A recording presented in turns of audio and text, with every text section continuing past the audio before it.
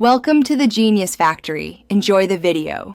You start by making sure your phone is updated and restarted. This avoids temporary glitches. Once done, open Settings and go to Connections, then tap Data Usage, or use the Settings search to find Ultra Data Saving directly. You need Carrier or Samsung app permissions active, so grant those if prompted. Otherwise, some switches remain hidden. This first step exposes the toggle and related app controls, so you can change behavior rather than guessing which app triggers notifications.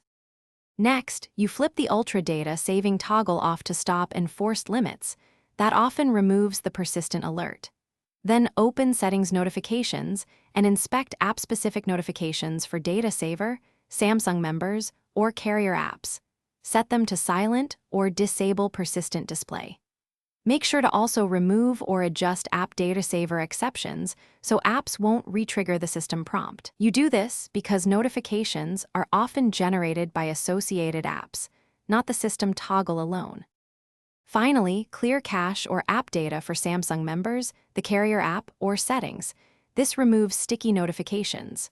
Once done, reboot the phone and test by toggling mobile data and launching a streaming app to confirm the alert is gone. If notifications return, reset app preferences to restore defaults without losing personal files, then repeat the steps. If that still fails, contact your carrier.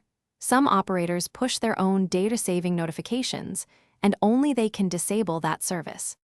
Thanks for watching. If you found this helpful, don't forget to like and subscribe.